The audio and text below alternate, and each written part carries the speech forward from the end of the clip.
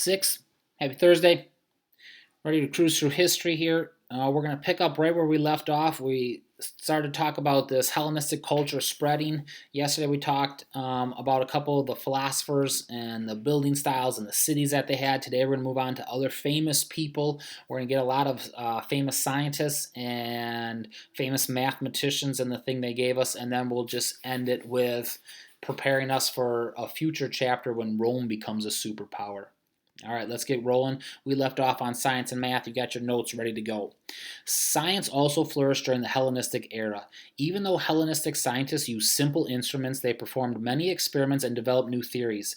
Aristarchus claimed that the sun was the center of the universe. Number one in your notes. Game changer. Everybody thought the Earth was. He said that Earth circled the sun. At the time, other astronomers rejected his ideas. They thought that Earth was the center of the universe. Euclid taught others his theories about geometry. If you study geometry today, you will be learning about the same topics studied by ancient Greeks. So, kind of an introduction here, guys, what he taught. Another scientist, Eratosthenes, was the chief librarian at the library in Alexandria. After study and research, Eratosthenes concluded that Earth was round. He used his knowledge to measure the Earth's circumference, the distance around the Earth. So, guys, this is going to take 1,000 years, more than 1,000 years, for these two guys who said things that were true to then finally be proven true and accepted. Up until this point, you just thought Earth was flat, guys. Why? That's logic. In most people's mind, if I'm walking in a circle, I'll feel that I'm walking in a circle, or I'll fall off the earth because I'm on the bottom side of the circle, kind of thing. You know what I'm saying? So it's just flat because that's what it looks like in my brain. That's logical to me. Okay, the sun moves across the sky. Therefore, I'm standing still and the sun moves. And that's why I think Earth is the center and the sun's revolving around it. It's harder for me to think, oh, we're spinning, which gives us a day and night kind of thing. So, guys, they just used logic at the beginning. These guys figured it out, but it wasn't accepted because it went against logic. All right. In order to measure the Earth's circumference, Eratosthenes put two sticks in the ground far apart from each other. When the sun was directly over one stick, he measured its shadow. By measuring the shadows, he was able to calculate the curve of Earth's surface. So, what a genius. He's actually measuring shadows. We're going to do this later on in our math book, near the end of our book, measure shadows as a way to using math to figure out heights of buildings and things like that. Using his measurements, Eratosthenes tried to figure out the distance around the Earth. Remarkably, his estimate was within 185 miles of the actual distance. What a genius, how close he was. Using similar methods, he tried to determine how far it was to the sun and to the moon. Number 4 in your notes. Although his measurements were not good there, he concluded that the sun was much larger than the Earth and larger than the moon. So, guys, one of those interesting things, if I think about the size of the sun in the sky and I think about the size of the moon in the sky, sometimes they'll look about the same size. Why? Because moon is way closer. This guy got away, and said, that's not how we have it, and figured other things out. Okay? Euclid of Alexandria advanced the field of mathematics. His best-known book, Elements, describes plane geometry. Notice it's not plane like an airplane, guys, or plane like the plane of grass. Plane is what they're going to talk about here. Plane geometry is one branch of mathematics. It shows points, lines, angles, and surface related to one another. Remember, a plane would be two-dimensional, guys. Okay, that's a plane going on forever in 2 dimensions. So I would have lines and angles and surfaces. Around 300 BC, Egypt's king Ptolemy I asked Euclid if he knew a faster way to learn geometry. Euclid answered that there is no royal way to learn geometry. In other words, if the king wanted to understand Euclid's ideas, he would have to study. Euclid's theories still influence mathematicians today. Okay? I love it. It's also a great thing. There's no royal way, guys. In other words, it's going to take work. That's a great lesson, number 1. The other way we sometimes spin that is there's usually more than one way to solve a problem. So as I study, I'll learn multiple ways to get to the answer that I desire, or I learn to see problems from a different angle.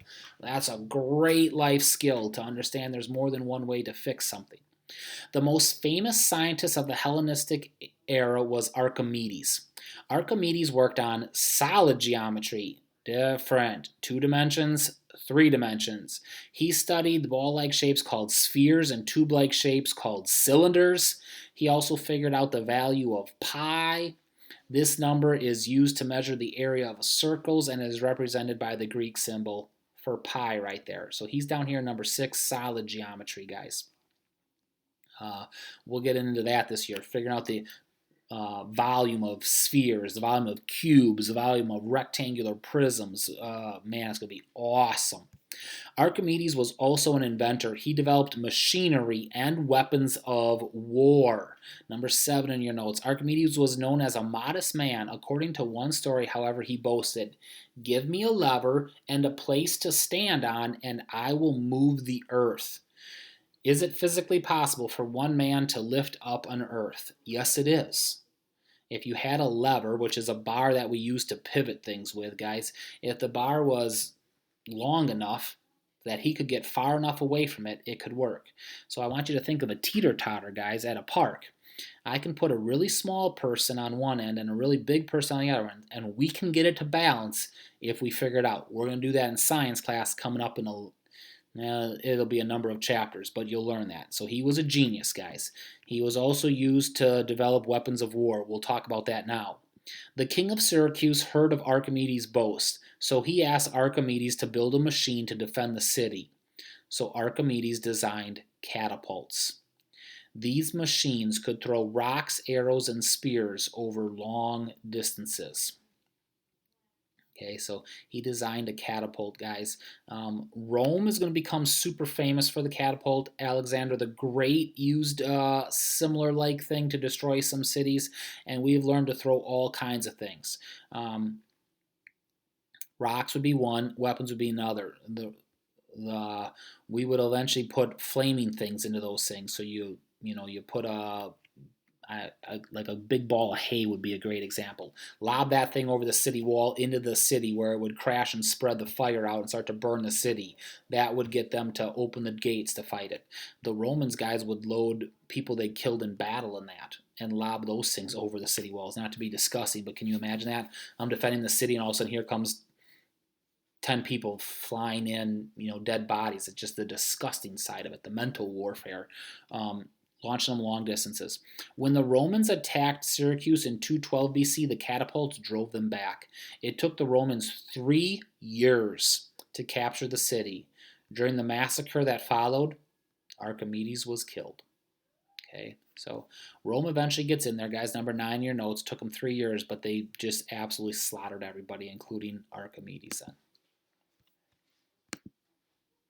So you got Archimedes there, this famous picture.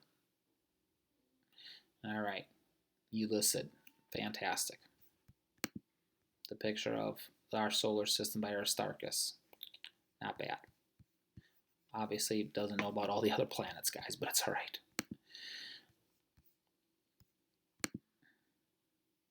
Okay, Hellenistic thought and culture had long-lasting effects. The mathematician Hypatia, boom, lived in Alexandria in Egypt around 400 AD, guys. So we've jumped 600 years now, more than 700 years after the Hellenistic era.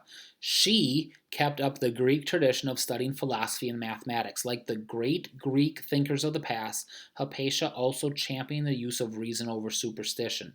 Here's what she said. To teach superstitions as truth is a most terrible thing. Reserve your right to think, for even to think wrongly is better than to not think at all. I love it. So number 1, don't accept lies. We're not very good at that in America anymore today, guys. We hear one thing on the gossip train or one thing on social media, and we just accept it. So often, we'll make a joke of that today. Oh, here, you're not going to believe what I heard. And, I heard it on the internet, so it's true. And we say that with sarcasm because I can put anything I want on the internet, guys. We don't know what's true, okay? But I read it, so I believe it. We got to be careful. She says, make sure you know it's the truth. Don't teach a false lie as the truth. But she also says, always be thinking. It's better to think something and think it's a truth that's a lie, but at least you're thinking, then just sit there and not think at all and just accept everything that people give to you. So always be working. Pi is 3.1415 if you go on forever. They rounded that. Guys, we're going to use pi like crazy this year. We'll study it then. All right, let's finish it up. The four kingdoms that formed from Alexander's empire, remember that we got that 2 days ago, I think, when Alexander died, it chopped up among the four things. Shared Hellenistic culture. Despite their common culture, though, the kingdoms were unable to work together. They often fought wars with one another. So they shared the Hellenistic culture, guys, but that's about it. Macedonia held power over Greece for a time. It could not keep the Greek city-states permanently under control, though. Sparta and some other city-states regained their independence. These city-states had Hellenistic cultures, but they did not have strong armies. Number 12 in your notes. They remained free for only a short time. So they break free from Macedonia, guys, and ding, ding, ding, they're about to get walloped by the next one. Rome was a city-state in central Italy. In the late 200 BCs, oh, hang on. Ooh, sorry about that. I got another one. Ooh. Rome conquered the entire Italian peninsula. Number 13 in your notes. Greece lost its lands in southern Italy. The Greeks now feared that Rome would take control of Greece. The Greeks tried to stop Rome's growing power, but failed. They began supporting Rome's enemies in various wars. Rome won these conflicts. Number 14 in your notes, however. Gradually, Rome gained more control of the Greek mainland. So, Rome's coming to power. They're conquering the Greek things. The Greeks say, we can't hold them off ourselves.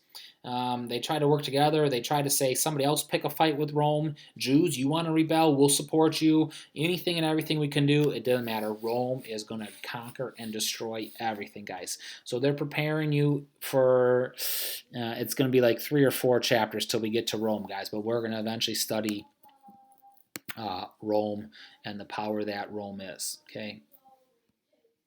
Little island, Sicily, that came from Rome. Awesome. Okay, extra credit in your notes today. Mr. Bauer just messed up the video when he sneezed. So write down the word sneezed. Sorry for messing up the video with that. All right, guys, we're done with lesson 4. That means you got the worksheet today and you're ready for the big test tomorrow. Best of luck on it. Have a great day.